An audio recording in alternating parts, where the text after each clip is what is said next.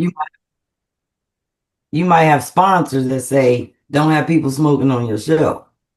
Yeah, I see this is my thing here. But when the sponsors come on here, they pay me to put their logo up. So basically, I'm independent. I So do whatever. what you're saying is I could smoke on my show because I'm in You my house. you in your house, you can Your smoke. show. You can smoke on my show. I mean, you in your house. I can't stop you from that. So you do what you do. But I understand that with the sponsors and all of that. I get it. Yeah.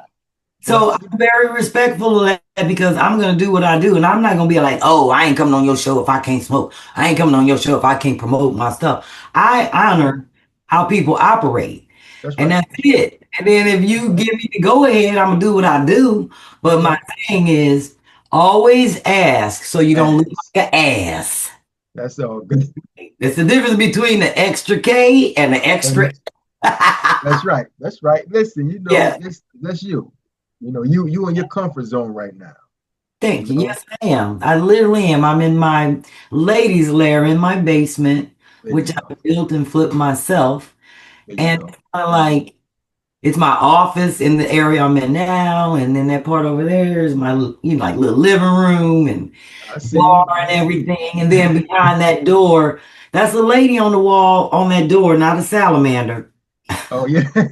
And I see a picture right here with the smoke coming out your mouth. Which one is that? Yeah, it's funny. My office has turned into like the Smithsonian of B-Flat. All of these things are, I would say 90% of stuff, and you can't see everything, is from Yeah. my fans. Okay. Yeah, so Okay. my fan painted that for me. Oh, all right. That's cool. That's cool. Ain't that nice? Yeah, that's nice. And Okay. then there's a thing in the back, that little plate that says Bees on the Road with her 20th episode. Yeah. The picture of me and my hair and me smoking and puffing. That's like a plate they made when I got on my 20th episode. Then I have this plaque here that says, Congratulations on your 100th episode. And I got stuff everywhere, believe me, in you this you office. doing you're doing big things, so you deserve to have that. I'm That's blessed good. to have that. I'm blessed to have good fans that I'm a fan of my fans. That's right. So when they send me stuff, and then like when you walk into my basement back door, that whole wall is filled It's with filled other up. things and other stuff and photographs. Yeah, that fans have sent me. That's great. That's great. I love it. It's my own little museum down here. I got you. I got Homage you. to me. We gonna rock. Welcome to A Vision Entertainment viewers. We're back again with another great show. This is Tommy Slaughter, your host, and we are here with the funniest comedian, B-Flat. She's chilling. She's in the crib right now, relaxing. What's up, B-Flat? How you feeling? I'm good, Tommy. How are you? Thank you so much for having me on. You know, I'm honored. I appreciate you. You I you you are welcome. I thank you for coming on to the show. It's been a minute. I've been trying to reach you, but now you're here, and I Yeah, thank you you. know what?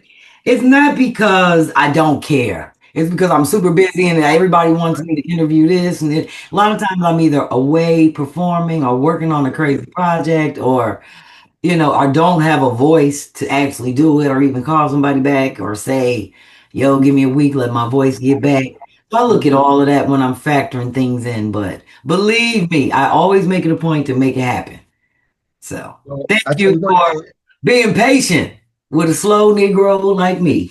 Well, you're welcome because that's what it is. I knew eventually you will get back with me. I don't know when, but you Yes. did. You Thank did. you. I'm glad you know that about me. Thank you. That's right. So, And are you originally from St. Louis and currently residing in Philadelphia right now? I'm originally from St. Louis, Meacham Park, the first black free settlement west of the Mississippi River. I'm from West. that Okay. area. Yes, I am from St. Louis. But you know what? I get caught up in that whole thing because I've been here so long. When I go home, everybody be like, you sound so East Coast because of the things that I talk pretty proper, I guess. But then because of my twang, when I start talking, everybody in Philly be like, where you from? Where you You from? from? Yeah. Yes. Yeah. And then I'm like, St. Louis. But then everybody in St. Louis like, you don't even sound like you from here no more. You sound like you from New York. And that's because they ain't never been nowhere. Yeah, that's what it is. They stuck in one spot. They don't know the different accents. They just don't know. Exactly. They think everybody on the East Coast, if you got a little twang, then you got the New York accent. So Right. you're right about that. That's right. And you also went to Drexel. You graduated from Drexel University, correct? No, I quit. Drexel. I'm glad I did. Shit. Oh, you quit. I sure did. I got, you know what? I get Mhm. it when you go to school so long and Yeah, then you yeah, feel like, we know, like, fuck it, I already got a degree. yeah. They driving me crazy. It's just putting me more in debt. And I ended up getting a really great job. So my Oh, okay. scholarship ran out that I was on, and I was like, I ain't paying the rest of that shit. I'm not gonna keep going and trying to figure out how I'm already in debt from undergrad. So I was like, I ain't thinking about that. I learned what I needed to know. That's That's one right. thing about knowledge. They can't take it from you That's right. if you paid for it or not.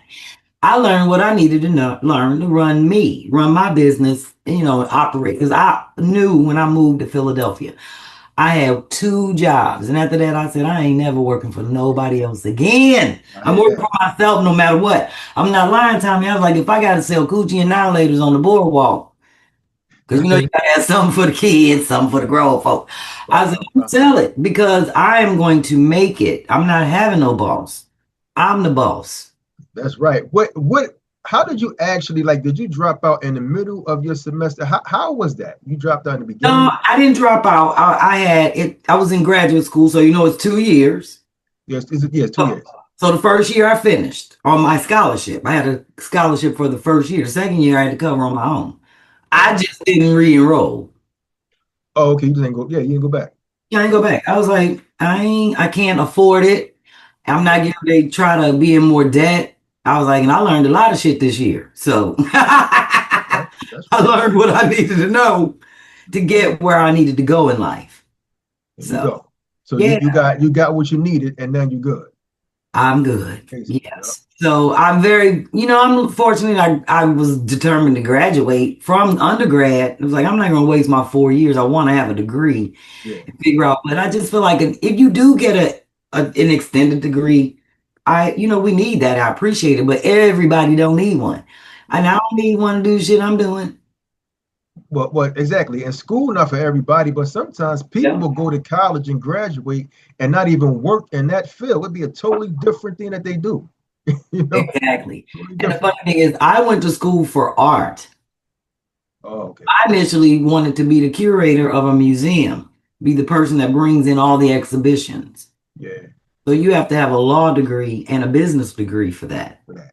So that's what Okay. I was working toward. Then I was all like, I don't know how the hell. I mean, I know how I became a comedian, but I ended up working at a law firm, and then that was like my last job in '97. I ain't worked since. So I Wow, was wow. like, I am not working in an art museum. All the requirements for what I wanted to do, I Yeah. didn't want to have to go through. So I was Wow. like, So what inspired you to pursue a career in comedy, and who were your biggest influences growing up? now, it's funny. People always say that to me, and I'm gonna give you a prime example after I tell this quick story. I am a funny person, but I'm not fun. Meaning, like, I'm Oh, super serious. I wasn't the class clown. okay. I wasn't all that. Like, people be like, tell me a joke, and I don't even think like that. I'm the last person to get a joke. Okay. Like Okay. yesterday, Bow-Legged Lou played a whole crazy joke on me, and I almost cried. I'm Yeah. serious. I can read you the text message he sent this morning talking about, I'm sorry I upset you with my antics on the phone because I'm the last person to get a joke. And everybody Okay. thinks, yeah, because I'm always writing. I'm serious. I document Yeah. shit. I don't be sitting around like, yeah, yeah. Like, I don't even like to be in a car with comedians because Wow. somebody's always on and I'll be like, just relax. Let's meditate. I'm that person. So the funny thing is, I didn't have no comedy influences, but when I look back at my life, it's funny because my dad was funny. My mom, the shit she did to us Hmm. was tragedy, but it's funny when you But it's look. funny. Yeah. Yeah. I So understand. we Yeah. never got to, like, I heard a Red Fox and Rudy Ray Moore because when we were little, we couldn't listen to shit like that. No. We couldn't even listen to Marvin Gaye's Sexual Healing, and that came out when I was in the eighth grade. You see what I'm saying? So my mama was one of those, they were protective parents. Like grown people stuff is for grown people. So I didn't get to hear Richard Pryor, none of that stuff until I got in college. You got And old. it wasn't an interest of mine because I was in art school. So it Mhm. wasn't like I was sitting around like people in college would watch old DVDs, I mean old VH tape, and I'm like, Yeah. oh, I'm moving on. Because Right. it's funny. Mhm. But the funny thing is I've always been funny, like sarcastic and quick A sense of humor. Yeah, and all that. sense of humor. So people at my last job, including my friends, and I'm gonna tell you a quick story. I used to, the dude Fred Thomas, him and a whole bunch of dudes from Philly. They wrote that Budweiser commercial that came out. I think it was in like the late '90s. It was what Yeah, up, yeah, yeah, yeah. That was like the late 90s. late '90s. So Fred Thomas, his comedy name used to be stand up back in the day, Okay. was Mutton. So myself and Mutton, we used to host this thing back at North Star Bar and Grill at 27th and like Poplar back in the day, Yeah, yeah. That's early right there near the 90s. park. Near the park. Yeah, we used to do that in like 95, 96, somewhere around there. All right. And Jill Scott, her whole clique of poetry people, this Just got lady Jasmine. Was it Jasmine with her or Jasmine, Riva, I forgot Riva's last name, and another lady, and they used to bring in Sonia Sanchez and all these amazing to our comedy thing, which never meshed. So me and Mutton used to always make fun of them, and they thought we were funny, but not funny at that time because they were trying to be serious. You see what I'm yeah, saying? yeah. So the crazy thing is, Jill, I don't know if you know Rich Medina, Lizelle, they have They had a whole little crew at the crew time. of DJs. Yeah. Jill ended up marrying Lizelle. Okay. But back in the day, all of them were like a tight DJ group. They all signed me up. Mhm. They always thought I was funny. You know how people say that somebody will see something in you don't see in yourself. That's right. And That's that's right. what it was with me. They signed me up for this talent show at WHYY. Yeah. I remember Manuel Glenn used to host it. It was on the Sunday Channel night, 12, right? Channel 12. Yeah, yeah, And Channel I 12. thought we were going down to play as a band. I thought Jill was going to sing. Yeah. Uh, Kenny was going to do something on the keyboard. I was going to play my trumpet. So I had my trumpet. Mhm. We all get down there. We outside the spot smoking. Then we go in. And they was like, no, we signed you up for comedy. And I had no clue what to That you do. was doing comedy. Never had a clue. Not at all. And I was like, this is a challenge. And that's one thing about me. I love a good challenge. So I Yeah. went up and I actually played my trumpet. I played Creep Hmm. and just did that because I had my trumpet with me. And I was like, I don't know what to do with my trumpet. And then I told a story about creeping. Yeah. I only had 5 minutes Right off the top. You did right that. off the top. And then I think maybe about four people laughed because I remember recording it on a mini disc. Remember them little mini with Yeah, the mini.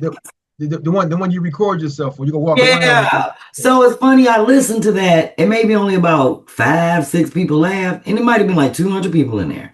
And I thought to myself, well, damn, I wasn't even there to make people laugh. Yeah, But somebody laughed at that real story. that's right. And then I just built on it from there. Oh, you kept going then. And I just Wow. kept going from there. Ain't that crazy? Yeah, yeah. That's so right from that, you never really you just got thrown out there basically. I just got thrown out there just like when I learned to swim. Shit, our daddy threw us in the Merrimack River. Wow, wow, wow. We Yeah, learned how to swim. well, that's that was good to do that because at that time that wasn't even your mission to do Hell, that wasn't my mission. Not at at all. all. Not at all. But now when I look back, Yeah, you and look back at that. people on Facebook, like old high school friends, they be like, girl, I knew you was going to be, because you used to make us crack up in the hallway when we used to talk about people. You used to do this. And when I think back about the pranks I used to do on people, especially like in college and in grad school, I was crazy. I always thought of like clever type stuff to do to people to throw you Wow, off. to throw you Yeah. off. Well, you Yeah. well, you mentioned school, right? You said you was funny, but you were serious at the same time. You had a sense of humor, right? And then you with Jill Scott and all of them, they threw you out there in this club, to have you doing stand up. Yes. So was there a specific moment or event that made you realize you wanted to be a comedian, like way before you got into way before the school, way before Jill Scott and them? Was there anything like a television show that could kind of make you say, "Wow, that's funny"? Or no? No, because you know what? Right after we did the thing, I started doing my own comedy room at 52nd in Baltimore in this spot that used to drip. Right. This girl named Angel came up to me and she was like, my dad own a bar and he don't do nothing with the upstairs. So I felt like there was nothing around Philadelphia at the time that would allow women to get on stage. At Because that everybody time. tried to get on stage, they was all like, oh, we don't know you did it. So I started my own shit. And I have pictures in my scrapbook to this day because Samoa used to come through my Oh room. yeah, Samoa. Charlie Okay. Mack. Yes, everybody. Michael Blackson. I got pictures of everybody. Javon Pierce on the Tuesday when the roof was leaking. Oh wow, wow, they come through. Yes. So the funny thing is, that's when promoters used to come out and check you out. So like I said, all the promoters that would come from different spots, Harrisburg, and I'll never forget it. These cues from Harrisburg came to my spot, and Hmm. they were like, "We doing a show, all brothers in Vegas."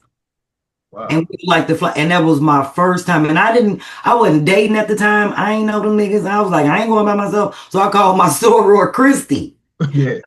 She lived in St. Louis, and they asked me, did I want to bring any? And I said, my soror. She's Okay. standing by. And that was my first, and that was like 2 years after I Mhm. really started, because I quit my job in 97. And I set that room up in like 94, 95. Wait, So, I'm sorry. Where were you working? I'm sorry. Let's go. Where were you oh, working? I used to work at Meseroff, Gelman, Jaffe, Kramer, and Jameson. Oh It's wow. a What is? Mellon Bank building, and we had the 40th floor through the 49th floor, nine Oh. floors Okay.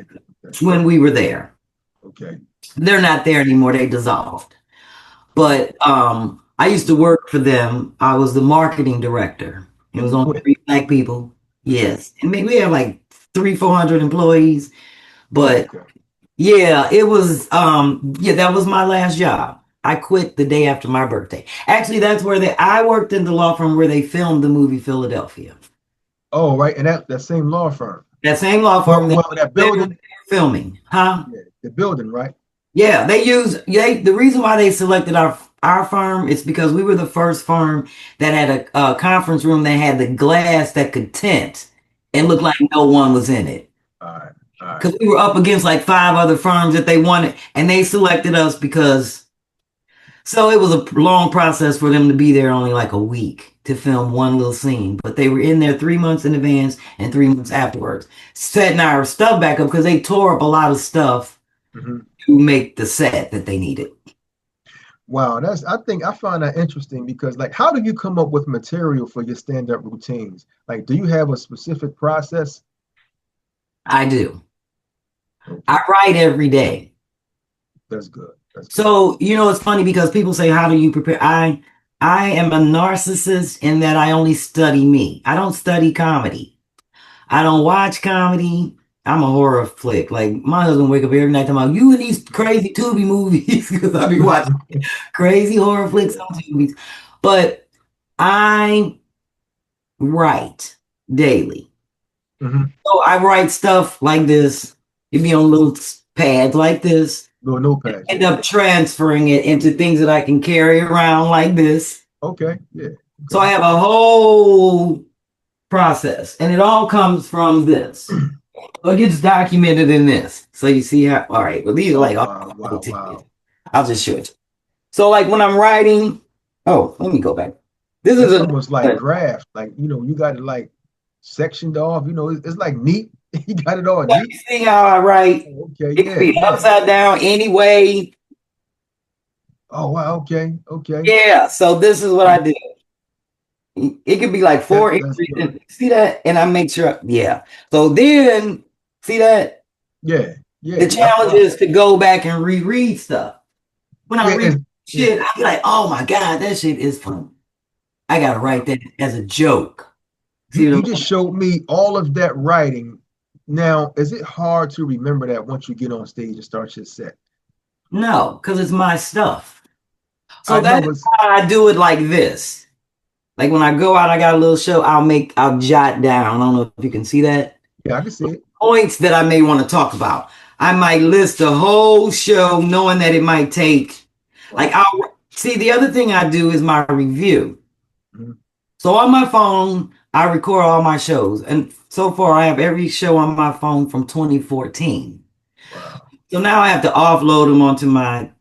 I have a lacy drive, Yeah. so I can, because they're taking up a lot of memory. You transfer them to the drive. Right. So what I'll do is when I get done doing the show, the next day I listen to it. Okay. I Okay. check off on this little book, like what people really laughed at, what was really funny. And then I'm like, oh, that's good. I'm gonna work on that, or I might add it to my next show. And it's all based upon the audience. So yeah, you see where I got the little check marks.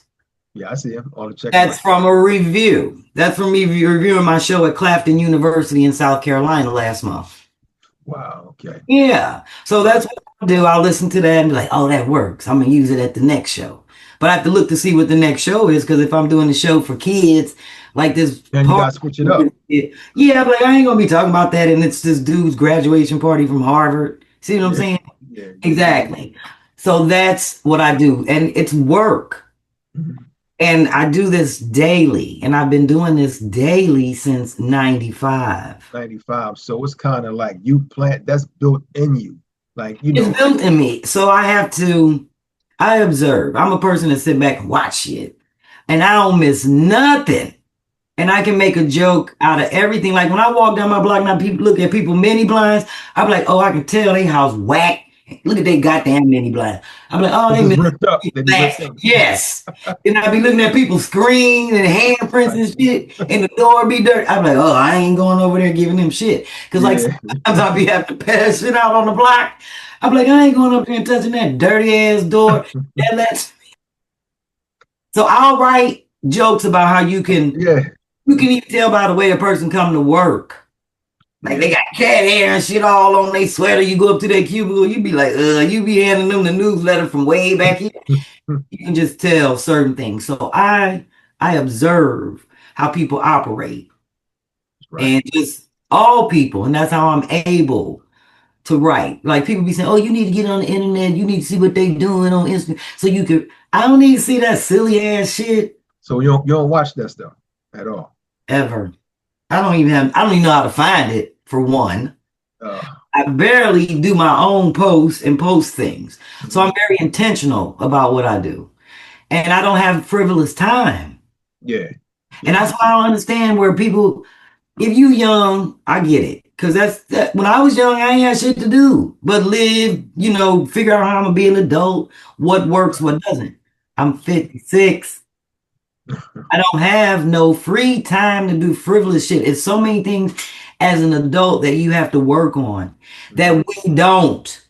That's right. And it's hard to be grown, and people don't want to do it. That's why they do mindless activities to escape the real shit they need to do, like cook instead of ordering damn groceries and DoorDash, putting it on. Right. That's right. My neighbors are about they DoorDash on Clarina. So now you owe on food your ass already ate and you paying interest. Dumb. Why you order Instacart? You ain't cooking the shit you got? That's right. Right. So you wasting money on all fronts. I cook. My wife get it in. Thank you. I do too. I cook. I do gardening. I clean up this damn house. I do laundry. I don't have shit laying around in piles all on the floor talking about, I'm gonna do the laundry. I hate when I go to people's house, they be like, oh, girl, excuse that. Why? You should have did that way before I got here. You should have already had that stuff up. Thank you. I would never have nobody over my house. Well, first of all, I would never have no shit laying around my house like that. Mm-hmm. Even when people come over, I freshen up my house. Because I know people don't want to come here and be smelling weed smoke. I just straighten things up. I don't have to clean up. Yeah. You shouldn't have to clean up when people coming over. That lets me know how you live. So just be you, let people in your dirty ass house. If they say something, you be like, girl, I know, I don't care. Instead of acting like you care. Yeah. See what I'm saying? Right, yeah. That's the part that killed me. I would love to know, how do you prepare for a show? Like right before you go on, I know you pacing back and forth, but what exactly are you doing? Maybe like a half hour before you go on. What are you doing in your dressing room? I don't sit in the dressing room, so I sit in the audience, in the back. Oh, you're in the audience, okay. Yeah, you don't even know I'm back there. Some people do. I'll be like, oh, ma'am, do you mind if I sit next to you? So I'll be sitting next to people. Oh, okay. And I observe the show. I observe the people. Yeah. How they reacting to other comedians on stage, the material, the content. You see what I'm saying? Yeah. Yeah. Like I was just at this event and they was like, don't cuss. But then they talked about a subject that, even though they didn't cuss, it was just so inappropriate. And I was like, Yeah. why would you do that? That's the same as cussing. So that make me, you flip up your stuff to be like, well, you know what? I'm gonna go up here and bring the tone back. So that's what I do. I sit up, observe, and figure out how I gotta do my job based upon what I'm observing. That's right. I already know what I'm gonna do. Once I walk in and see the people, and if I look at the flyer and I know what type of event it is, I'm pretty much, I'll go through some stuff, jot it down. But when I walk in and see the people, I'm like, oh yeah, I know I'm gonna do this, blah, blah, blah. Okay. Then I just see how people react to certain things. That's right. That's right. That's not to say I won't do that joke. I might tone it down. See what I'm Yeah. saying? And not Yeah. do it. But that's what I do. I sit and observe. I don't eat. As you can tell, everybody be like, you skinny.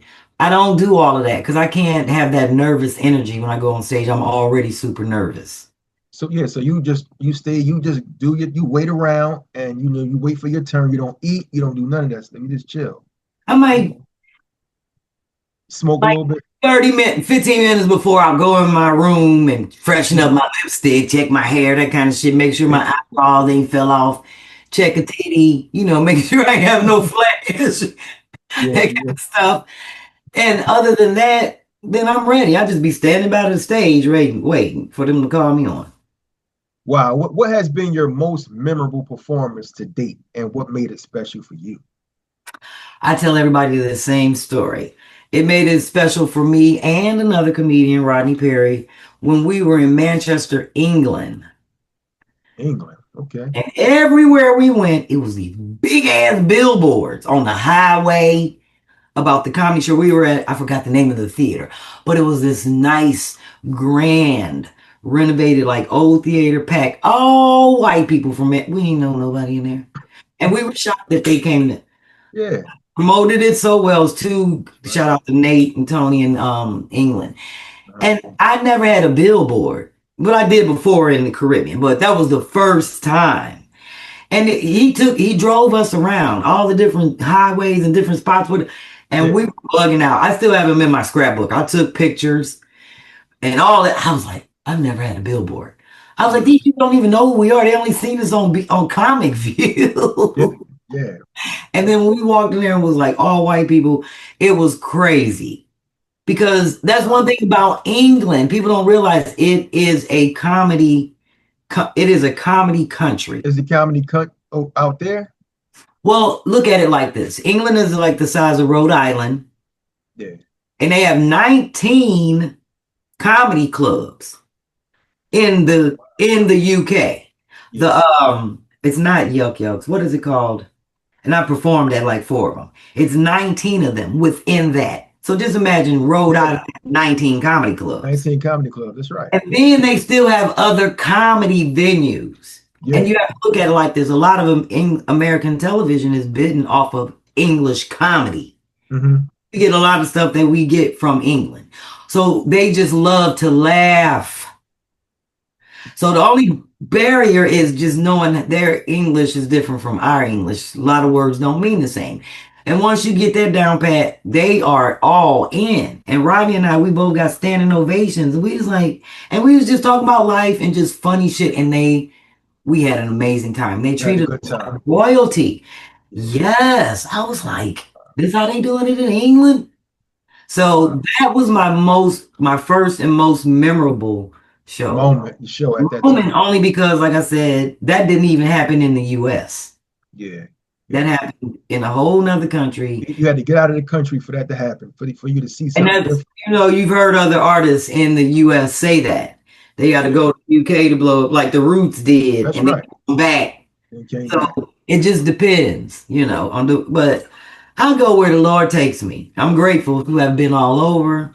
That's right. And I have to say, I can remember more bad shows than good shows. I can count maybe like 10, and everything else I have to say has been a blessing and amazing. Because I've been all over. I've flown everywhere basically by myself, encountered all Okay. kind of people, and I never really had no drama.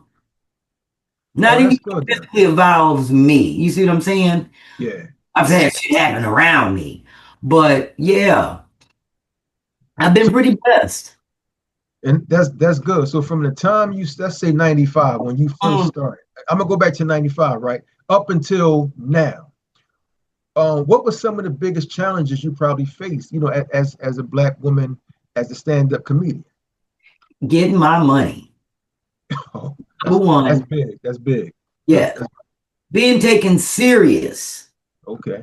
just as a comedian, not a female comedian, just a comedian. Just a comedian. Exactly. So I have to say, and then third, getting over niggas trying to holler at me. Okay. So I love that I'm respected on all fronts. Yeah. And in order to get that, I went through a lot. And believe me, I've been called all kind of bitches, been kicked off all kind of tours because I hold my ground and I adhere to my contracts and I don't play. So when people refer me, they'll say, when you call her, she don't play about her business. So don't be calling her on no bullshit. And the promoter will say, "Oh yeah, so gave me that number. They told me don't be called." I said, "Yeah, because I don't fuck around. Don't I've told promoters, who gave you my number? Wow. Tell them to give you somebody else's number, nigga, because I don't work for that amount of money. I don't know who gave you my well call." That's right. But yeah, I've had to get over. I can't fight these men. So I've had early in my life when they be like, "Ah, you wasn't that funny. I ain't giving you your $50." So that's why I was like, you know what? I'm set up my own shit where I pay me, then I ain't got to worry about nobody paying me. That's right. And then it went into the contract. So everything you go through, you supposed to correct it in the contract. It ain't got to be long. I ain't never had no long contract. My contracts have always been one page. Short and to the point. Short and to the point. I don't need no motherfucking M&Ms and a drink in the room. Bullshit, nigga. I need my money. And to say I need it and where you need to take me to put it before the show start. I don't be having my money on me. They be setting niggas up to get robbed, get their money back. When I land, I'm telling you, niggas be like, "We ain't got that bank here." I'm like, "You a lie. I already looked it up. It's 2 miles from my airport. It's right down the street here in Alabama. Take me there when you pick me up. Then take me to the hotel." There you go. There you go. Yeah. I have landed. And the nigga ain't had my money. Oh, I went straight up to the counter, changed my flight, paid the $150 fee, and flew right the fuck back home. You landed and he ain't have your money? You supposed to have my money when I land. I don't know you, nigga. You think I done had your money at the show. No, you're not. Because I ain't gonna be there. You gonna have my money when I land. You don't do half now and then half when you get there? I always get a deposit because I'm not leaving the house without it. But when I get there, I want my other, not when I get to the show, not when I get to the hotel, when I get there. That's right. That's right. And I've done it twice. Got back on the plane and flew back home and heard twice from the comedians they ain't get their money. I said, see, that's why I do a contract. Because if you ain't got my money now, nigga, you ain't gonna have my money later. That's how I look at it.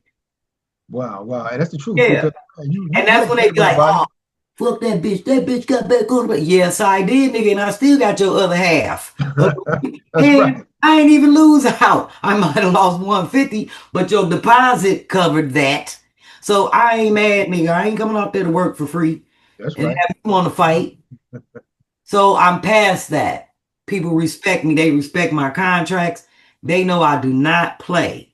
Mm-hmm. And secondly, they know I come there strictly for business. Period. Mm-hmm. I don't go out to eat with niggas. They be like, "We going to eat at Red Lobster." No, I don't eat that. I'm a vegan. Don't worry about me. They don't ever know what room I'm in. If you book my room, I guarantee you when I get there, I'm changing it. Oh, you change it. Oh, that's damn good. Right. I don't know if you've been up in there or not. I don't know what's going on up in there. So I change my room, and then they'll be calling my phone talking about, "B-Phlat, we called your room. What was wrong with your room?" I said, "Oh, the toilet was broke, so they had to move." And they be like, "Well, what room you in?" I'm like, "Don't worry about it. What time y'all picking me up? I'll be in the lobby."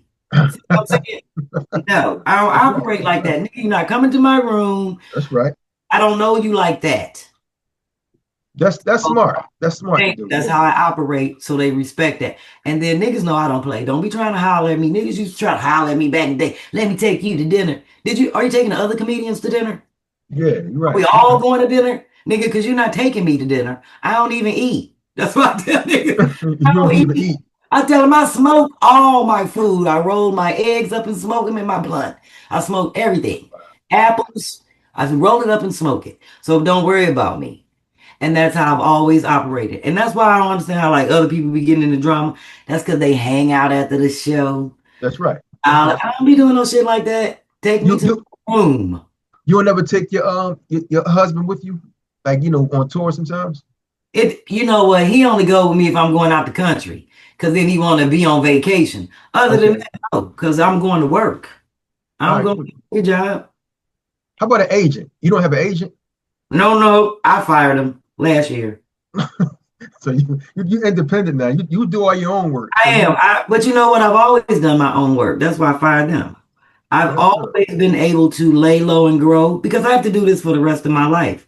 And I ain't in no motherfucking hurry to die. You see what I'm saying? So I lay low and grow and I make sure I stay relevant. Hmm. And I'm on the radar and I love that. People always calling me for shit. And people don't know all the shit I've turned down because of my integrity, things that I'm willing to do, things I'm not willing to do. And that's why I'm at right here where God placed me. That's right. That's Because right. it's certain shit I'm just not gonna do. I'm an Wow. Aries. You know, Aries are stubborn. We bulls. Yeah, I know. I'm a Taurus, but I don't really You go. go. Yeah, I don't really And go it's like that. certain, and that's why I knew I had to be my own boss. Yeah, yeah. Because I'm a boss, but I'm not bossy. Only person I boss around this motherfucker is me. That's right. That's right. Yeah, I like That's people right. have autonomy. That's why people love to work with me. But when it comes to me and my shit, you're not gonna tell me how to run it. You're not gonna. I know how to look at contracts. That's what I went to school for. That's right. That's So right. you ain't gonna tell me nothing about no contracts. I review them all day long. Shit, the Soul Train contract just came through. I'm about to look through it. Oh, okay. Yes. And beyond that, I'm always printing my shit out and marking it up. I never go with what people just send over. In business, you don't get what you deserve, you get what you negotiate. That's right. That's right. I put it all out there. I ask for every motherfucking thing that I feel I deserve. And all they can do is say no. And then I'll be like, okay. I don't be like, oh, well, fuck it, then. I ain't that. I'll be like, oh, well, thank you. I want to. That's all I can do. Watching you on stage, a few times, Mhm. even on Stars comedy specials. Sometimes I'm watching you, and it seems like you get deep with personal issues. Sometimes, how do you incorporate your personal experiences into your comedy, and how do you find that balance? I just do it because it's real life. All experiences in life are personal, be it good or bad. That's right. That's right. So I tell everybody, my husband is my muse. Everything he do every day is funny to me. And I just threw it out last week at a thing because we have been the type of couple that we're always together. We do everything together, from shit, shower, and shave. I hear that. And a lot of people like, oh, you got to get out. I don't even fart around my husband. And I'm like, how is that possible if you're married like 16 years to just not be you? Be yourself. Be yourself. Exactly. So I told niggas I be on the toilet and my husband be standing right at the sink and I'd be like, Bug, I need some private. I need privacy. He'd be like, you having a rough one? I'm like, yeah. He'd be like, lean with it, rock with it, right foot, stump. And I'd be on the toilet going, he'd be like, lean to the front, lean to the back. I'm like, it's working. It's working. And then he'll be like, you always taking inside stuff outside, like our in-house shit. Yeah, and Like, because it's funny, because we're not the only.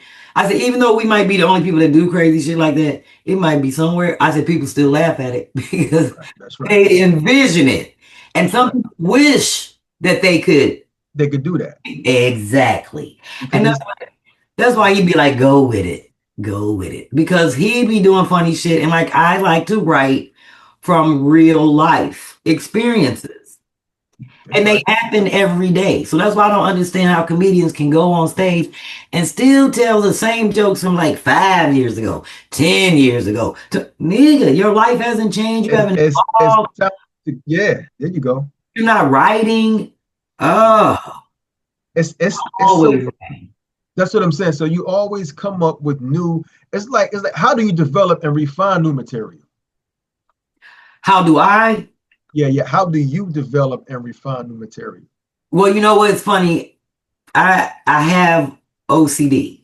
And it's a fly in here. And I'm going to tell you right now, me and my husband, we stayed up 2 hours last night until we could catch the fly to kill it that got in the house. Yeah. And we had the barricade. He was doing this so we can get out the room. They And I was get away. They get away. around no flies. I don't know how a fly got in here, but I'm going to catch it. That's how I got on the Sherri Shepherd because I had my fly swatter out. Next thing you know, I jumped up. I was swinging like a motherfucker. Everybody, but I got it. That distracts me because I have OCD. So I like need for things to be in order. No, Yeah, they got to be in order. I have to be quiet. I'm just so my process, and then my memory is short because I'm having menopause. What the fuck you just asked me earlier? I asked you, how do you develop and refine new material? Well, you saw how I write stuff, but I'll have a moment, and it's all the time. I could be out cutting the grass, and something funny comes to me. It comes to you. So I have to jot it down before I forget, because you know I smoke, and I can't remember everything because it's something always, either a song or something crazy running through my mind that I have to capture. Okay. So that part is real. So I've learned how to capture it. Because at first I used to, it was the fly. At first I used to. That fly got you rumbling. Yes, try to figure out and try to remember all the things that I thought of the day. Like I would work all day and be like, okay, let me sit down and work on my creative process. And then I'd be like, damn, what was that funny shit I thought of? And I would rack my brain trying to think of. So I quit doing that maybe about 15 years ago and just started saying, I'm in control of me and I have to go with how it happens and figure out a way to capture it. So that's why I used to have like sticky notes like this and shit all around the house. I had a sticky pad in every room just in case I thought of some funny shit. I'd be like, oh, let me drop that down. That's crazy how that. All right. And I'm nosy. So I would peep out the window. I see some crazy shit happen. I'm like, oh, no, write it down. Okay. I was like, I ain't never seen a motherfucker get beat with a roll of quarters in the sock. See what I'm saying? That kind of shit. So I write it down. You find this, because what I didn't want to do is I have always worked for myself. So you have to be disciplined. That's right. And have order. So I got to know when I'm working, when I need to eat lunch, when I need to get back to work. I've always been like that. Mm-hmm. So I can't just be like, oh, let me write these jokes and then not do my work. So what I would do is just jot shit down all day. And then when I felt like it's time for me, once I felt like, oh, I'm done working for that, I just want to sit and draw and be creative and paint. All them pieces of paper would come together. You bring and that's how the book comes about. Because some of them are stories or funny. Okay. The book, and some of them are just like funny jokes. So I have everything separated out. So every show, you come with something different, or you kind of switch it up with the old stuff? I switch it up because I get tired of hearing me. And when you remember, I have to listen to my tapes, and I don't want to hear me telling the same shit over and over and over. So I go with what works. I always try to go with what people know me by. Mm-hmm. See what I'm saying? But for the most part, I don't have continuity, so I can't do the same show over and over. That's right. I can never try. That's why I don't do plays, shit like that, where you got to remember shit. I know my lane. And I've turned down a lot of shit like that. A lot of stage plays. Yeah. I'm not getting ready to rack my brain for something that I'm not interested in. See what I'm saying? Yeah. I like to share the stage. I know that about me, so that's why I do stand up. That's right. There you have it. I don't have patience for grown people. That's right. I don't like to work with other motherfuckers because I don't like for people to ask dumb questions. I don't like when people don't catch on quick because I have OCD. I want them, let's get it and move on and get going. Right. And I don't like the person to be like, oh, can you repeat it one more time? I'm like, oh, they slow. And I know that about me. So that's why I work in my lane and respect other people. You stay in your lane and respect other people. You know? Thank you. And that's why I roll smoothly in this world. Wow. And I love people to death, don't get me wrong. But when it comes to this business, my patience is super short. Wow. So it's like, because you have zero tolerance of nonsense. Because it's business. That's right. And it's supposed to operate a certain way. Once you sign a contract and you do stuff, that's how it's done. I'm not a gray person. I'm black and white. I'm yin and yang. I don't have middle ground for shit. Because if it's not right, then you get ready to get cussed the fuck out. And that's it, period. Or I'm going home. I'm gonna tell you right now, these motherfuckers spelled my name wrong on the passport. When I get to the airport, Oh, about it might be a hassle when you get in Germany. oh no, see, I don't play that. You take a chance. I said, you know what? I My don't play that. spirit isn't right. My cross necklace broke this morning. I'm going home. And it was a disaster trip. And I went the fuck home. See what I'm saying? I Well, they don't got your like name wrong. How did that take to come to they I mean, how long did it two take? letters off my last name. Wow. Yeah, they don't play about no passports. And they were like, we can let you on here, but we don't know what's gonna happen when you get. I was like, hell no. Nope. I was like, I'm just gonna go home. And I Wow. did Uber Lyft shit and got in that shit and came on back home. Okay. Yep. I see you when we talked about I only got a few more for you. When we talk you Oh, talked I'm about good. I'm good. you talked about sitting back. Sometimes you will sit in the audience, right? And Yep. you'll watch a person's performance, right? Have you ever noticed when a person come on, you already know what they're going to say by just a few lines? And Yes. and how does that? I know it wouldn't bother you, but do you say things like, "Now he gonna say the same thing all over again"? And Yes. yeah, so that's what I'm saying. Like that's why I asked you, how often do you think a person should they should change up their material, and it should be You all know the time? what? Now, see, that's a hard one to call, only because you can't make that call if you don't sit back and be honest with yourself and review yourself. Yeah. So, and you can't make that call if a person don't look at this as a career versus a gig. See Okay. what I'm saying? So if you're looking at it as a gig and every time you go up, you make people laugh, you don't care how many times you tell that joke and it make people laugh, you You're gonna get your keep saying it. money, you're going to keep Okay. saying it because it makes you comfortable and that's what works for you. See what I'm saying? Okay. Okay. So a lot of people are afraid to step out on a new joke because they don't want to not get a laugh. And they don't know how to come back from it. Every time I step on the stage, I tell a new joke. But you don't know if it's new or old. Only I know that. Yeah, you don't know. All you got to do is try to see if it work. That's right. That's Got your way. I told you I was gonna get that fly. You got him.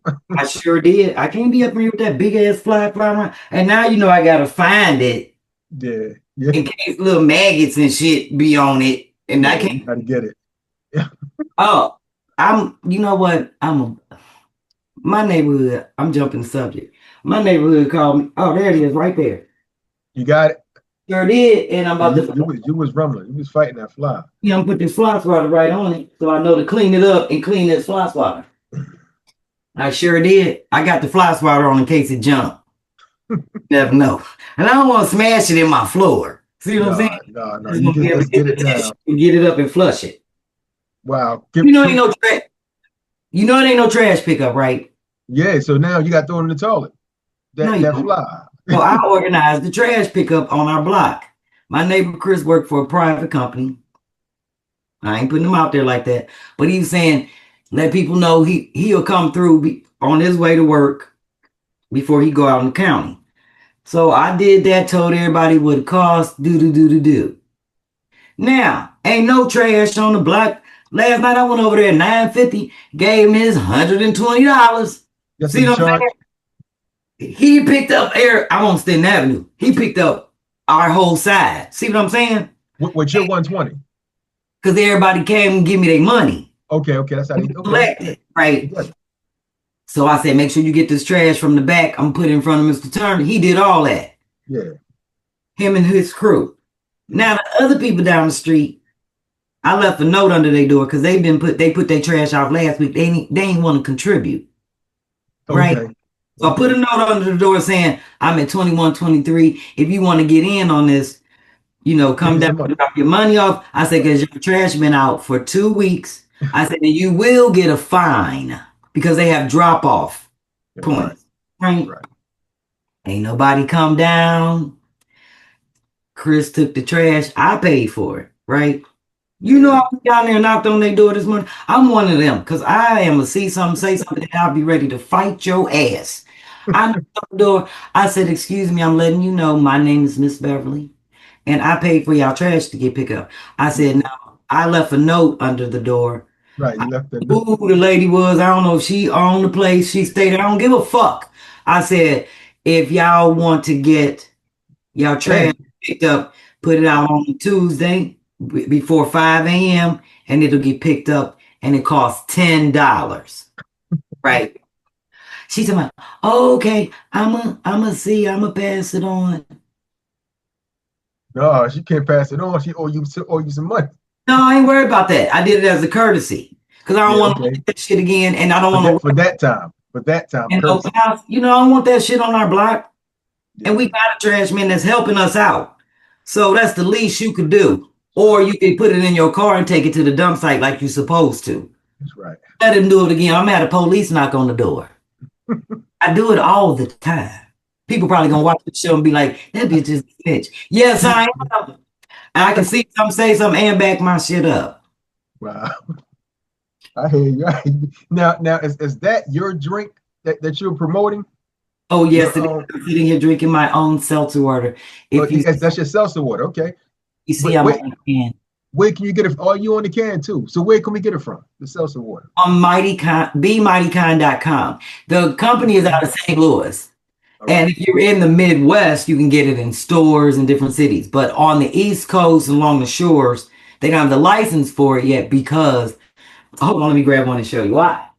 All right, cool. They're not licensed in all the states yet because they're CBD. Now, this is not CBD infused.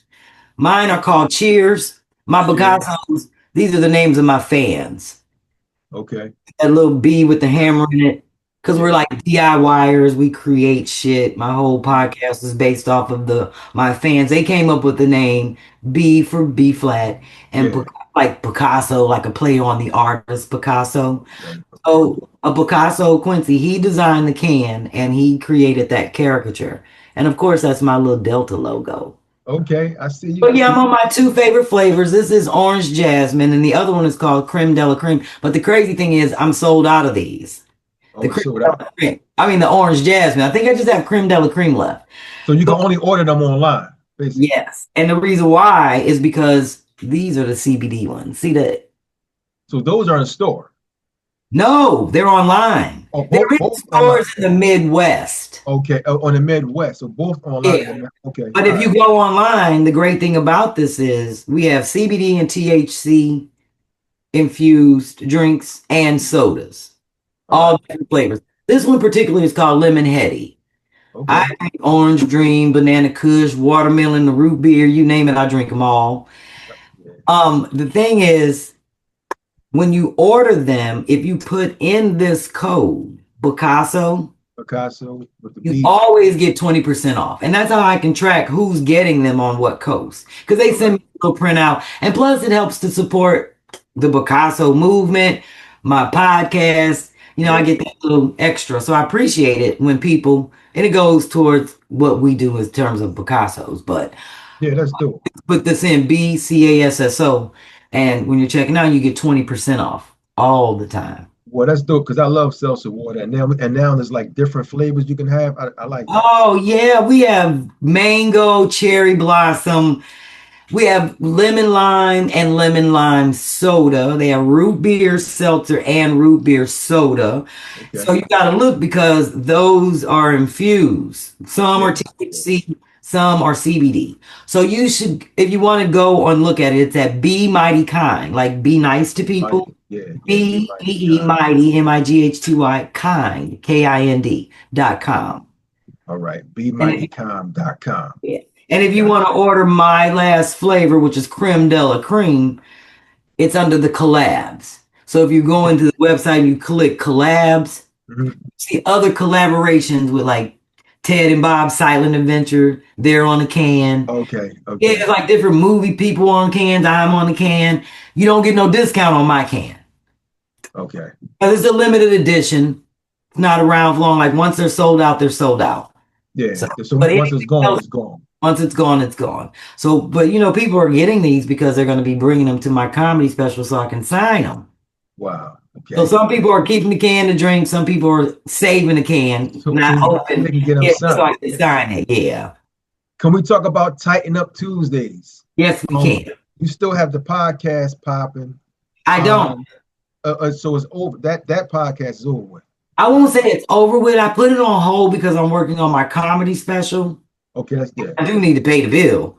But the thing is, I have to figure out when I'm going to bring it back, but I can't do anything about it yet because I have to focus. That was the whole point of when I started Tighten Up Tuesday. Everybody wanted me to level up. And I kept Yeah, saying, all I want is my own comedy special and my own right. DIY show. Yeah, So it came about, I can't do everything. And yeah. it's important for me to work on my comedy special. I had That's important. to take a break from it. So once I get everything in order and lead up to what I'm doing and just can solidify everything, and I'm hoping I can just solidify this for August, then I can get back to Go doing back to this. wow. It's been a whole year. That's because it's been a mess for a whole year. Okay, Yeah, okay. it's been a mess. That's why I don't have no agent or a manager or anything Oh, like that. It was a big fallout and okay, okay, over yeah. business. Yeah, yeah. Business situations. Now, Yeah. with the comedy special, are you doing it for Netflix or for another network? You do it, you produce it for whoever wants to buy it. And then shop it. Yeah, you shop it based upon, well, you got to know who's buying what and how. It's great to know the licensing terms, what they base things on, or depending on the network. They base it on your following, how popular you are and have been, Yeah. the licensing, how long they're gonna keep the motherfucker Mhm. before they let you use it somewhere else. So Okay. those are the things you want to try and keep low and negotiate. So some streaming services allow you to keep the licensing low and they pay you less. See what I'm saying? Wow. But Wow. think about it. If you can get in a deal that say you spent $30,000 and you produce your own little funky special and it's cheesy and it goes on Tubi and they give you $70,000. Mhm. Well, you paid your money back, right? That's right. They might keep it for 2 years or three and let it go. And now you can sell it to somebody else. So after that 3 years or two, they give it back to you. Yeah, it's free because it depends on how your attorney negotiates it or what their licensing terms are. But it just depends on how you negotiate. That's why you got an entertainment attorney instead of just Entertainment taking attorney. what's out there. And then some people be like, "Oh, well, you got 1 million followers. We're gonna give you $500,000, and you may have only spent 100." See what I'm Wow. saying? But we're gonna hold the motherfucker for 8 years. Yeah. See, Oh, it just that's depends. Exactly. So you need to know those things when you're selling it, or if you're going to just put it out there yourself and put it on YouTube. Hope mhm. that you can get some money back by people watching and through subscriptions and all that, and then somebody pick it up and just pay you for it. And you don't Right. care how long you ain't really put a lot of money out. See what I'm saying? Yeah. Yeah. So basically, all they doing, they just borrowing your work just for a few. I mean, them years can take long. We talking about 3, 4, 5 years. Some, Well, but some licensing be 10 years, 12 years, yeah. See, 7 to that's 12, depending on when they want to release it. So that's holding people up. So, yeah. and then it may say, well, in the interim, you can't produce another special. Or if you do, we have the first right of refusal, meaning that they got to look at it first to decide if they want to buy it. And if they don't buy it, they can say, well, no, we'll hold it. And you So can't. so they're Yeah, going to hold it, and you got to sit. You can't do nothing until they finish. exactly. So it just depends on what people are offering. So that's why some people go with a Tubi or a Hulu or Yeah, a yeah, because it's more. It's they have a little more control over it versus yeah, Netflix or Amazon or a HBO. You see what I'm saying? There you yeah. go. You're not locked in for a Exactly. whole years. Yeah. Wow. So how? It's amazing because we have more creativity now and more venues and if you know what you're doing, you have more options. With Roku TV, all this stuff that's out there, Yeah, had it 20 years ago. So now you have more control over producing your own shit. Because first, they ain't trying to produce and buy shit unless it's already done, that's which right. is great because you own your stuff. So you have to make sure Right. you negotiate and you own the content and Mhm. the production, no matter where it goes. That's right. All you selling is the fucking licensing for how long you gonna let it be on your TV station or your streaming and then when it comes done, I'm taking it somewhere else for as long Right. as it can play out. Because you could put it overseas. Yeah, yeah. You can shop it over there. That's right. Exactly. So And make more money overseas. that's the great thing about streaming services and all these other things that don't Right. necessarily want to own your shit. Yeah. Oh, they just want to show it. That's all. So all you need to negotiate is how long they gonna show your shit. That's right. And how do you feel about the representation of women in comedy today? I guess I never really thought about it. I don't know how we're represented. I don't see us in a bad light. I don't see that they represent us in a bad light. I don't know. I haven't heard anything negative. And most of the people that I see are working and doing amazing things. Okay. Why are you asking me that? Have you heard anything, or how do you feel about female comedians in Well, this? I don't think it's a problem at all because I haven't really, like you said, I haven't really heard nothing bad at all about it. But I did hear a few things at a show where the guy was saying to the audience, we're going to bring on this next comedian. She's a female because I know females don't really get recognition like that. He did say that. Right, right, right. So that's one thing I've noticed, that when a female, it all depends on who that female are. Mhm. That's going to bring the funny, because just like a male, he's not going to bring the funny all the time. But they say for a woman, it's like, let's just listen to her until it's over with. It's little stuff like that. I did hear that at the show.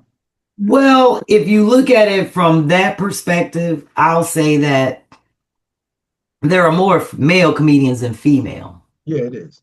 But I will say that of the female comedians in the ratio, they're funnier. Of the ones if you got 100 men and you got 10 female comedians, I can guarantee you 8 of them female comedians are funny. Gonna be And funny. 100, Okay. 20 might be funny. Okay. You see what I'm saying? Yeah. So it's a competition thing where men feel as though, and I've heard it, I'm speaking from what I've heard and what I've been told.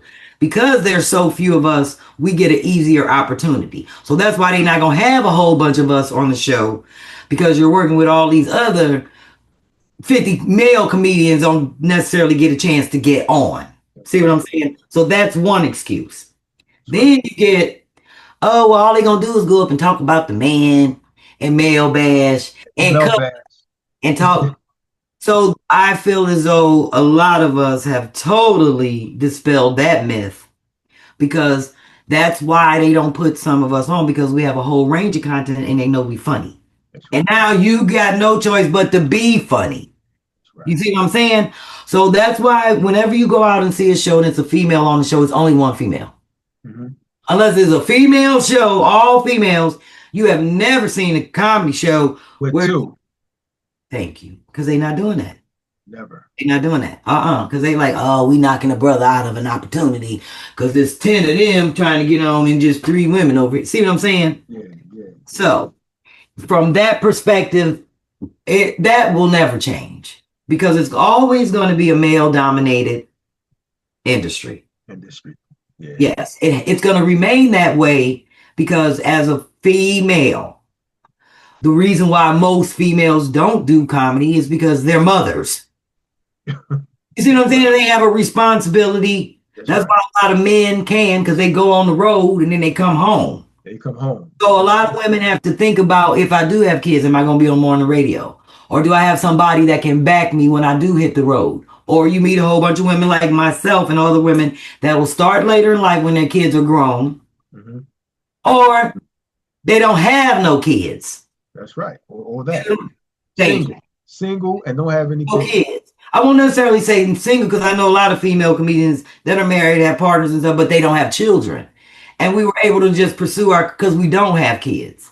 Yeah. And it's more easier without the kids. It is. Thank you. Just like it's easier for the man to jump on the road because he knows his girl, his wife, the baby mama going to be at home with the kids. That's right. So that's why you have less female women that do it and that can actually make it and sustain a living versus a man. Because a man is definitely going to have a woman at home backing him. She's normally a nurse.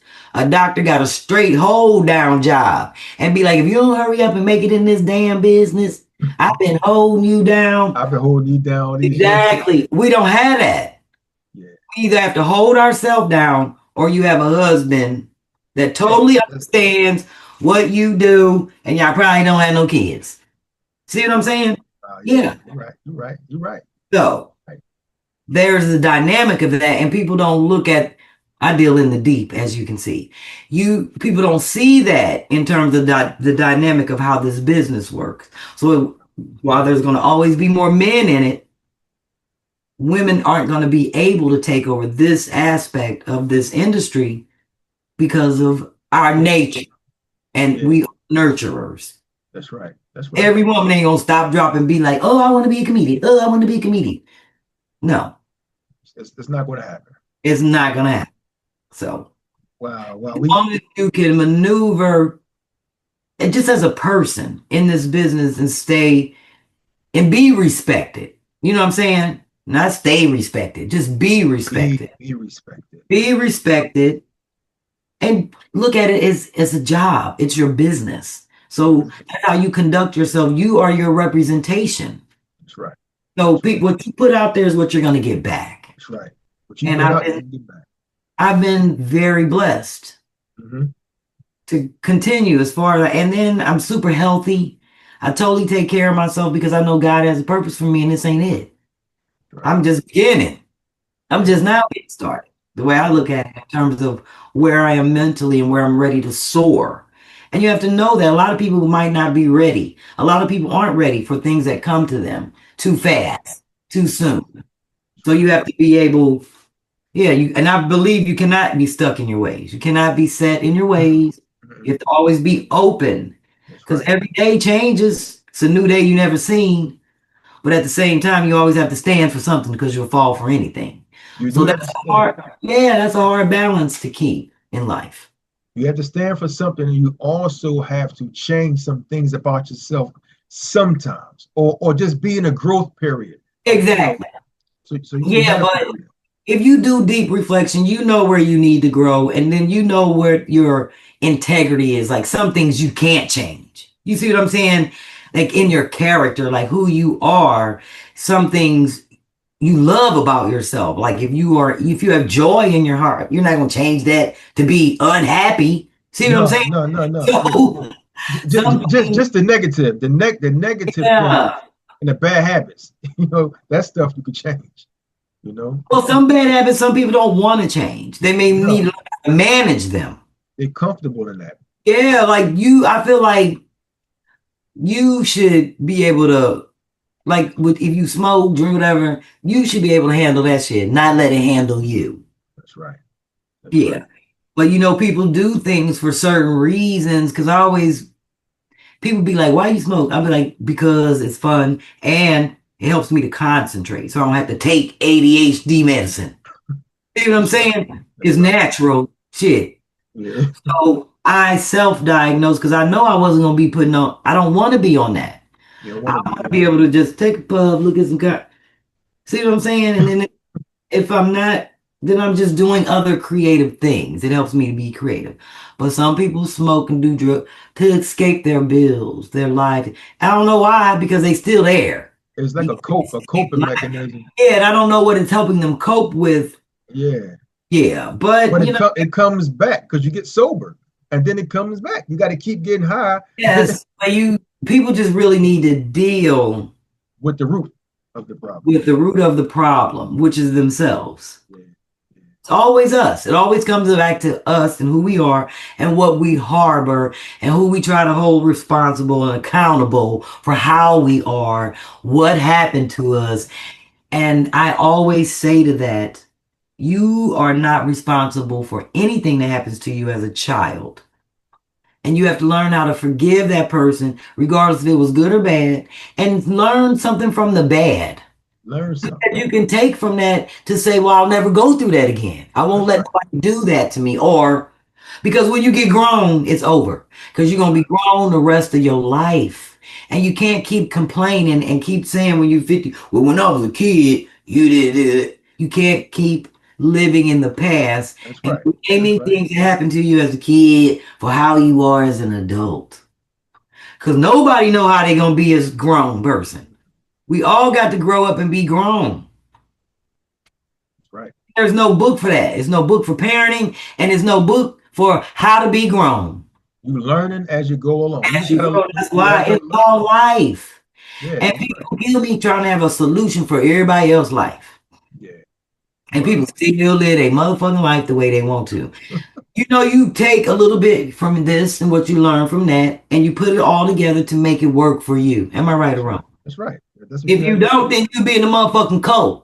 And or you be bitter for the rest of your life. That you exactly. So that's why I say in life you do have to have experiences around you to make you a well-rounded person. But that Right. don't mean Right. that you have to do everything you see.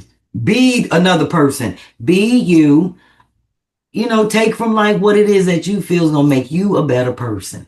That's right. And And keep it moving and be like, I forgive that person that molested me. I forgive that person that beat me. And don't let it go through it again. oh, I forgive that man that hurt me wrong. Hurt me. You know, Yeah. And it's like, because life is about hurt. You haven't lived. That's why it's called life. So it's about 10% of what happens to you and 90% of how you handle it. that's right. That's Yeah. right. Because shit gonna happen to everybody. That's right. And people go through different shit in life from extreme to tragic or whatever, but you still got to deal with it. They say life is going to continue to life. Thank you. Regard like life be life, and this is what I'm hearing. And that is the truth. Like you want to continue to go through these things regardless. And You you know know, what I told my nephew? I was telling him about a person that passed away. And whatever he said, it made it seem like that person was insignificant, right? And I said, I'm gonna let you know right now, everybody on this planet serves a purpose. that's right. I said, because everybody that passed, they had to be replaced. I said, that person just passed. So now their job has to figure out, now we got to hire somebody. I said, Mhm. if everybody died and people weren't replaced, then nothing would function At all. at all. I said, people die every day and they have to be replaced by someone else that can do that job. So that lets you know that that person was important. That's right. I said, we are all ants on this planet. Hmm. So when you lose one person, you're losing something that has to be done. If everybody died, there was a trash worker, and they'd be like, "Oh, they died. We don't need no more trash work." Then the trash would never get picked up. They Right. never hired anybody, and they'd be like, "Oh, they died." That lets you know everybody is important and serve a purpose on this planet because we still have to function That's right. and move. He's like, "Oh, I ain't look at it like that, I did." Look at it like that. That's right. So from whoever, I don't care if they cleaning up the toilets in Madison Square Garden, they are important because Hmm. when they're not gonna say, "Well, damn it, they died. We ain't gonna do that job no more." It Hmm. don't work like that. So everybody serves a purpose. Therefore, to me, everybody's important. That's right. We have a Right. function to keep this keep moving. Everybody serves a purpose for And something you have to do. thank you to Right. keep this planet moving. This planet gonna spin, but if it's spin with lights, gas, electricity, or not, that's up to us. Whoever, you see what I'm saying? That's right. That's These right. cars move with oil from Saudi Arabia or not, that is up to us. And the rest of the people around this world have to work globally That's to right. make sure things function. That's right. So I That's let right. people know that you ain't no better than nobody else. I don't give a damn how much money you got and what you think you got. That person next to you is just as important. That's right. I don't care what he's Yes, doing. It's just important. Just as just important. as Right. important. Yes. Wow. We almost done, and I know because we did at one, but Yeah, it's like 2:15. We are having a great time. yeah, I don't know if you want to be the and we tap. are. Yes, But I told you that's how I was going to be. be And, ignorant, and funny. this No, I'm just kidding. and like today, bro, we have a lot of good comedians out here, right? And you've been on tour with a bunch of them. Who Mm-hmm. are some of your favorite comedians, male or female? Tony Roberts, Okay, Tony Lou Roberts. Nell, Yeah. Jade Catapretta. Um, you may not know her. She's on the Progressive commercial, real thin. She used to be on with what's the lady name? Flo, but Well, she's supposed to a E show on E television. Her name is okay. Jade Catapretta. I'm not familiar But with her. she's like Brazilian. I'm sorry. She's Brazilian. She's funny as hell. And I Oh, love she is? her. I don't know if you know Gina Yashere, African comedian from Ghana. Yeah, She's yeah, yeah, yeah. Nigerian. I saw her once. She had a show on, I think it's on CBS. I keep I, getting it. I love Gina. She's hilarious. yeah, yeah. Um, It's the accent too that do it for you too. And you know who else I love? Earthquake. Wow, wow. He is Earthquake it's is funny, man. always funny to me, no matter how many times I've seen him, heard him, whatever. He is just, it's just the way he delivers stuff. He is hilarious. Yeah, yeah, yeah. So I Earthquake have is plenty funny. more, but those like right off the top of my head, those are Mhm. like some of my favorites that I can name. So when Absolutely. I get a chance to see them, which is very rare. Mhm. Like, I'm not a person that's gonna sit and watch him on TV at all. Yeah, you said that. You said you don't really watch it like that. But if I'm in town and you're there or whatever, I try to catch people. Like, oh, I'm Okay. gonna go see them because they're one of my favorites. Yeah. Mhm. Well, all right. So a So, lot of times our paths cross like that all the time. Comedians are in town doing other shows and they be like, oh yeah, I knew you was here. I'm coming through to catch your show and I'm in town. So that happens often. So okay, cool, cool. So any up and coming, I know you have upcoming shows and projects you're working on. Can we just go through that? yeah, oh Lord. I'm actually in the getting ready to starting in January. I'm gonna be doing my own tour. I'm putting together myself and I'm not even going to say where it's coming at. We're working it out like as we speak. Okay. 7 city tour called Name Those Tunes. Live Hmm. band. Yeah. It's a musical where I play my trumpet, the trumpet parts of songs from different decades, the 90s up to 2000s, the competition, but it's kind Okay. of in the middle. And people come to this, like I bring them to the stage, we do giveaways. And if you Okay. can name this song on my trumpet with the band, whatever. If you can't name it, then like I had a band play, and then they'd be like, "Oh, I know that," and we'll do giveaways. But then the competition actually starts. So Okay. I'm starting that tour with some very interesting people, and I'll be glad when I get to just throw that out. I'm Well, it's working on private. You two can't things, name it yeah, I'm right now. working on two private things that are big that I really can't Yeah, you can't say anything about. say just yet. Yeah. Yeah. So I'm blessed to be working on those, but I'm really trying to solidify just the paperwork and everything that needs to get done for my comedy special. For me to Okay. shoot it in August in St. Louis. I'm Okay. pushing forward. I had to scale it down a little and which is all right, budget issues and things like that, but I'm just happy to be moving forward. That's great. I'm so happy and I'm glad you came to the show to share your story. And viewers, she's Thank here. We you. had her, comedian B-Flat. She's going all around the world. She got the comedy special coming. You got a lot going on, upcoming shows. I thank you for coming on to A Vision Entertainment. I Thank truly you so much for having me. And make sure you text me and let me know what time to tell people to check it out because I'm going to definitely post if I don't forget. Mhm. Other than that, I appreciate this. This shit was super dope. Thank you. And anytime you need me, holla at your girl. I really appreciate that. I told you it's gonna have some fun, I Yes, it told did. Thank you. I hope I was informative. I probably you sound like are. a professor and shit, but you No, thought I was very going to be informative. crazy. But you asked me some very serious stuff. And like I said, I'm fun. That's right. That's Funny, right. but I'm not fun. That's what they say. That's what And, my and sister say all the time. you funny, but you're not fun. Yeah, she'd be like, that's because I've been everywhere. I've done everything. So Yeah. most time we're on vacation, I just be doing writing and doing shit. And they be out kicking it. Okay. And they be Yeah. like, you ain't no fun. I'm like, I already been here. So I'm trying to get past that and Okay. be more of a social get out. Yeah. Yeah. I'm more about You having like you like anti-sociable a little bit, or You know what it is? Because I'm always around people. So I love to be home, okay.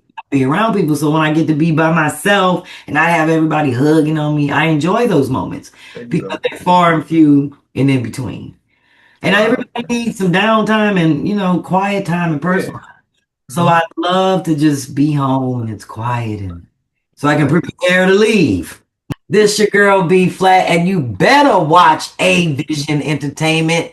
Otherwise, baby hair, super fresh, won't holla at you. Holla at your boy Tommy. Love you.